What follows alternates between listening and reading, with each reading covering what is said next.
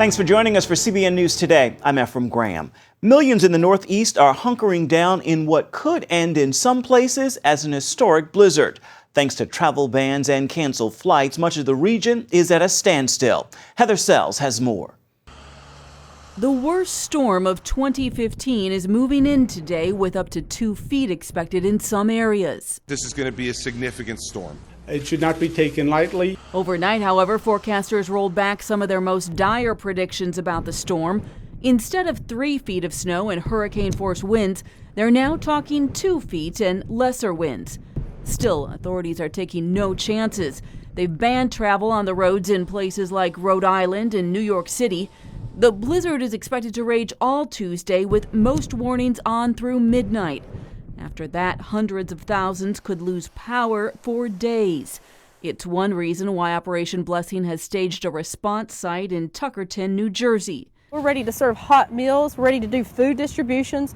We're also ready to send volunteer teams out and help vulnerable populations like single moms, elderly, handicapped. Airline passengers have already felt the brunt of the storm. The airlines have canceled more than 5,000 flights from coast to coast. They just keep on pushing us around a little bit. I mean, what are you going to do? It's 30 inches of snow. I'm exhausted and annoyed, and I just want to go home. It's unlikely that regular airport travel will resume until Wednesday. For now, it's time for millions to wait out the storm and hope for the best. Heather Sells, CBN News. The FBI says it's nabbed a Russian spy ring in New York City. Agents picked up banker Evgeny Buryakov yesterday morning. 2 others will be charged today. The indictment says Buryakov spent 2 years spying on businessmen and trying to recruit other spies to help. It's been 5 years since authorities busted Russian spy Anna Chapman and others for similar crimes. Today, House Committee is holding its 3rd public hearing on the 2012 attacks on the American embassy in Benghazi, Libya, that left 4 Americans dead. But there's little hope of bipartisan cooperation. Democrats say they've been excluded from crucial steps in the investigation, and Republicans say Democrats are playing politics. Meanwhile, reports of a hostage situation in a luxury hotel in Tripoli. Security officials say gunmen stormed the hotel, killing at least 3 guards and taking some people hostage. It's the same hotel where Libya's former prime minister was kidnapped back in 2013. Libyan militants are now claiming responsibility for kidnapping at least 20 Coptic Christians in 2 separate incidents in the last 2 months. 7 of them were abducted from their car in late December while driving from Sirte back to Egypt. At the start of this month, armed men raided a building in Sirte and abducted another 13 Christians from their homes. Muslims were allowed to go free. Photos of all 20 hostages were posted online back on January 12th. More than 1 million Egyptian workers remain caught in the middle of the fighting between warring factions in Libya. Former Cuban dictator Fidel Castro is finally speaking out about his country opening up diplomatic ties with the United States. The 88-year-old released a statement saying he does not trust the U.S., but he's still open to peaceful solutions. The letter was written to Cuban students and read aloud on state television. Castro has been silent on the issue since President Obama announced December 17th he was restoring diplomatic ties with the communist regime. The comments come after last week's high-level talks between the U.S. and Cuba in Havana. New video obtained by an Israeli news organization provides incriminating evidence of Iran's nuclear weapon ambitions. It also indicates the country is pursuing an aggressive missile program with worldwide implications. Here's CBN News Middle East Bureau Chief Chris Mitchell from Jerusalem. The video taken from satellite images by Israel's Eresby satellite reveals a 27-meter or nearly 90-foot tall missile. This never-before-seen missile and launch site stands outside Tehran and appears capable of sending a rocket into space or launching an ICBM. Some reports indicate the Pentagon estimates it might have been 2 years in development. Former Israeli ambassador to the U.S. Dory Gold says this latest revelation clearly poses a clear and present danger to America. Originally, many in the U.S. think of Iran as, well, that's a problem for Saudi Arabia or Israel, but it's not our problem. That's not true. The trend in Iranian planning for long-range missiles that can eventually reach the eastern seaboard of the United States, that's a given now. Gold says the Iranian nuclear and missile threat prompted Israeli Prime Minister Netanyahu to accept U.S. House Speaker John Boehner's invitation to address a joint session of Congress early in March. Despite the potential political fallout, he'll use the platform to warn America and the world about the growing danger. Yet the White House and Congress differ on how to respond to the Iranian threat. The administration wants to negotiate, while congressional leaders from both parties prefer any negotiations to include the threat of sanctions. Senate Democrat Bob Menendez recently made this startling comment. The more I hear from the administration and its quotes, the more it sounds like talking points that come straight out of Tehran. Republican Senator Bob Corker told Jerusalem news agencies he can't understand why the president promises to veto upcoming congressional legislation about Iran even before it's been written. For Congress not to have the ability to weigh in on this, which has such geopolitical importance and a place where Congress has played such an important role, is ridiculous and candidly irresponsible for Congress not to play a role. Iran, the U.S., and 5 other nations negotiating Iran's nuclear program have set a June 30th deadline for reaching a final settlement. Some leaders on both sides of the Atlantic believe the expanding nuclear and missile program represents Iran's ultimate goals of attacking what it calls the little Satan, Israel, and the great Satan, the United States. Chris Mitchell, CBN News, Jerusalem. President Obama is in Saudi Arabia today. He's paying respects to the royal family following the death of King Abdullah. The president cut the final day of his visit to India trip short to make this trip. A bipartisan delegation of lawmakers is traveling with the president, including 2 senior U.S. officials and 2 former secretaries of state. Members of a U.S. government panel are offering to take the punishment for a blogger sentenced to 1,000 lashes in Saudi Arabia. Christianity Today reports 7 members of the U.S. Commission on International Religious Freedom signed a letter to the Saudi ambassador. They volunteered to take 100 lashes apiece on behalf of Raif Badawi. Badawi is a Muslim convicted of writing the blog Free Saudi Liberals, which called for open discussion of political and religious topics in the kingdom. The letter is signed by Christian, Muslim, and Jewish members of the commission. It says compassion is a virtue shared by many faiths, and the signers are united in a sense of obligation to condemn and resist injustice and to suffer with its victims. Gas prices have plunged across the U.S. in recent months. While Americans see it as a chance to save some cash, politicians see it as a chance to raise your taxes. As Paul Strand explained, some are fighting back, saying it's an outrageous idea. The sweet relief of plunging prices at the pump. But now the gas is so cheap, some politicians are plotting to raise the federal tax on gasoline from its current 18.4 cents a gallon, figuring drivers might not even notice. Economist Stephen Moore. People like Nancy Pelosi and Senator Schumer and even some Republicans, regrettably, have said now is, quote, the ideal time to raise the gas tax. I think this is absolutely the worst time to raise the gas tax because consumers have finally gotten a break on their gas prices. And that's good news because so many households haven't seen their incomes improving much, if at all, in recent years. Now we're finally getting a break with these lower gas prices. It's something that American consumers and families really need is the break, and Congress wants to tax it away. Moore points out a hike in gas taxes would deal a real body blow to a recovering economy and the consumers who fuel it. Every penny of increase in gas tax takes over $1 billion out of the pockets of American consumers. What's ironic is we were never supposed to have a permanent federal gas tax. It was supposed to be around just long enough to fund building the nation's interstate freeway system. That was a big priority of President Eisenhower's to improve the nation's security. And that was pretty much finished way back in 1969.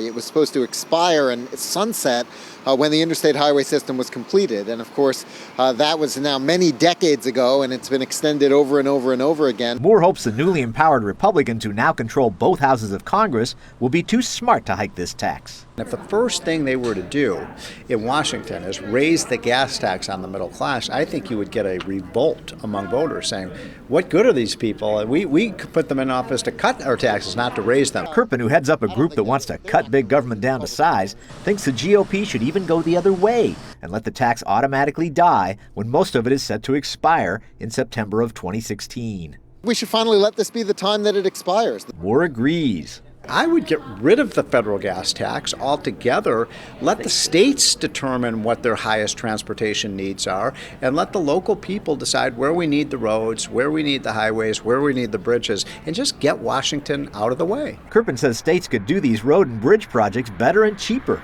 Without all the federal rules and regulations and strings that come attached with sending our money to Washington so it can run through a huge bureaucracy and be sent back.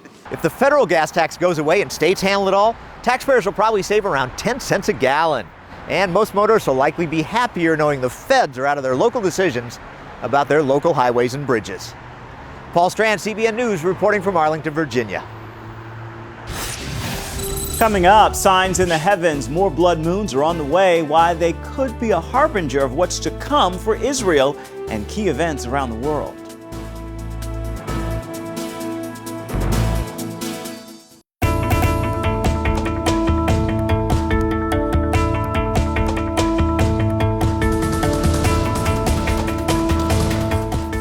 Today, millions around the globe are marking International Holocaust Remembrance Day. In Poland, Holocaust survivors and world leaders are honoring the 70th anniversary of the liberation from the German concentration camp Auschwitz. The presidents of Germany and Austria attended the event. Russian President Vladimir Putin was not invited because Poland's government is critical of Russia's actions in Ukraine. Meanwhile, the U.S. is honoring Holocaust victims and survivors with its annual Days of Remembrance. State and local governments and workplaces are hosting observances and remembrance activities in their communities as well. Well, we first told you about blood moons nearly a year ago, and more than 1 million people have watched that story online. Many say when these mysterious signs in the sky appear, it means something big is about to happen in Israel and the Middle East, and possibly the world. We saw 2 blood moons in 2014 and 2 more coming this year. Eric Stakelbeck talked with Pastor John Hagee about what they could mean in the year ahead and beyond. The book of Genesis says God uses the sun, moon, and stars for signs and seasons. Examples can be found throughout the Bible. Think of how a star led the wise men to Jesus, or the sun stood still as Joshua led Israel to victory over its enemies. According to Pastor John Hagee, God is getting ready to speak this way once again. There's a sense in the world that things are changing, and God is trying to communicate with us in a supernatural way. I believe that in these next 2 years, we're going to see something dramatic happen in the Middle East involving Israel that will change the course of history in the Middle East and impact the whole world. In his latest book, 4 Blood Moons, Hagee lays out what he calls celestial signals. He describes how a series of blood moons in 2014 and 2015 will have great significance for Israel. Although single blood moons are a fairly regular occurrence, 4 of them appearing so closely together is extremely rare. We've only seen a series of blood moons a handful of times over the past 500 years. So what exactly is a blood moon, and what is the biblical significance of it? A blood moon is when the earth comes between the sun and the moon, and the sun is shining through the atmosphere of the earth and cast upon the moon a red shadow, and so the moon appears to be red. Such moons appear in Scripture. In the book of Joel, God says there will be wonders in the heavens and in the earth, blood and fire. The sun will be turned to darkness and the moon to blood before the coming of the great and dreadful day of the Lord. In Acts, the Apostle Peter repeats that verse from Joel. And the book of Revelation says that during the Great Tribulation, the moon will become like blood. The sun and the moon and the earth are controlled by God Almighty. He is the one that's getting them in a direct alignment on a certain day at a certain time, but each time it's a Passover or Sukkot. In the past, the rare appearance of 4 blood moons on these feast days has coincided with major events for Israel and the Jewish people. 1492, Spain expelled the Jews. Columbus also discovered America, which became a safe haven for the Jewish people. In each of these blood moons, you have something that begins with a tragedy and ends in triumph. 1948, Israel is reborn as a nation. After 2,000 years, God supernaturally brought them from 66 nations, and a nation was born in a day. That, again, was a supernatural something that happened following the tragedy of the Holocaust. 1967, Israel wins the Six-Day War and recaptures Jerusalem. For the first time in 2,000 years, Jerusalem and the state of Israel were together again. We already witnessed 2 blood moons in 2014, and they coincided with major events in the Middle East and the world. A war between Israel and Hamas, the rise of ISIS and the emergence of a new caliphate in Syria and Iraq, terrorism increasing around the world, Russia seizing the Crimea, and anti-Semitism on the march in Europe. Then there are continued attempts by the world to strike a deal with Iran, which promised to only increase in 2015. The only reason Iran will not develop a nuclear bomb will be that Israel chooses a military solution to that crisis. I believe if that happens, that will start a series of events that will change the course of world history. If Israel does not, it will still change the course of world history. Hagee warns of the Iranian nuclear threat through his work with Christians United for Israel, which he founded in 2006. It is now the largest pro-Israel organization in America, with some 1.3 million members. If there was ever a time for the Christians of America to stiffen their spine and stand up and speak up, it's now. To see evil and not call it evil is evil. He says it's still unclear what the coming blood moons will bring, but he is certain of one thing. When all is said and done, Israel is going to prevail. The flag of Israel will be flying over the walls of the city of Jerusalem when Messiah comes, and it's going to be forever. And every nation that rises up in judgment against Israel, God will punish and punish severely.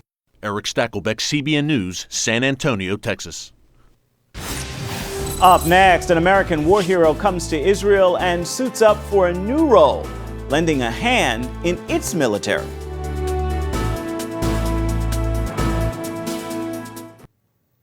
Every year, thousands of Jews and Christians from around the world volunteer to join the Israel Defense Forces. While everyone that gives his time is special, one U.S. veteran is standing out as a hero. Brian Mast served as a U.S. Army bomb disposal expert in Afghanistan when a hidden explosive device took his legs. But that didn't stop him from volunteering for the IDF. I saw a need in my own country to show positive support for Israel, and I wanted to find a way to do it. So I did. As Mast watched news coverage of fighting in and around Gaza last summer, he grew frustrated with how the media and world leaders criticized Israel, even though it was under fire. Mast said as a soldier he couldn't agree with the criticism of Israel for defending itself. If any of our neighbors, whether it be Canada or Cuba or Mexico, were firing rockets into the United States, that guys like me or guys that I served with or anybody else in our military, we would be in those locations immediately to destroy those enemies so that they would never be able to have the capability to do that again. The conflict, he said, lit a fire under him, and he wanted to come and help. Coming from a soldier background, I spent 12 years in the service. I wanted to find a way to do that militarily. Brian came to Israel through a program called SAR-L. It brings volunteers from all over the world to help the IDF. Here they're assembling medical kits for soldiers in the field. We're packaging narcotics that could be used like morphine. We're packaging tourniquets. We're packaging IVs. These are all things that combat medics carry with them. I myself had 3 tourniquets placed on me when I was injured, and this is the kind of stuff that they need. Over the years, more than 160,000 volunteers have served through the program. Now about 20% of those volunteers are Christians. SAR-L head Israel Gava said the volunteers help with logistics. That frees up soldiers and reservists for other duties. And they give a hand in maintaining and keeping this equipment. As you see here, this is medical equipment. In some bases you may find people working on controls or in communication equipment, and this is all over the country, almost more than 40 bases. Corporal Leah Calderoni is a liaison between the base and the volunteers. She says Brian has been a big hit on the base. I think for all the soldiers that are here also in the base, it's an inspiration. It's a sort of hero also in Israel. Mass says he was raised in a Christian home that supported Israel and learned Israel was America's brother and greatest ally in the region. That's the message he'll take home. You know, one of the terms I've learned since being here is the term ahim, the term brothers. And I think that we in the U.S. and those here in Israel, I think we are brothers because we have the same hope and the same desire for the future. We want to see freedom. Chris Mitchell, CBN News, the IDF's Medical Supply Center, Tel Aviv, Israel. A hero at home and a big hand in Israel. Hats off to you. Stay with us. We are coming right back. And finally this hour, CBN is bringing Superbook to the Karenni people in Myanmar, also known as Burma. The Karenni have been displaced from their homes inside the country. CBN is teaming up with a local ministry dedicated to helping them. CBN just finished dubbing the first Superbook episode into their tribal language and sent a team equipped with a projector and a screen into the jungles so people could watch it. You can find out more about what CBN is doing around the world by logging on to cbn.com/international. And that is going to do it for this hour of CBN News Today. You can find more of our exclusive coverage of the issues you care most about at cbnnews.com.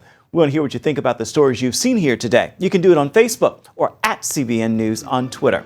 Certainly hope you'll join us right here again next time. It is Tuesday. Make it a terrific one, everybody.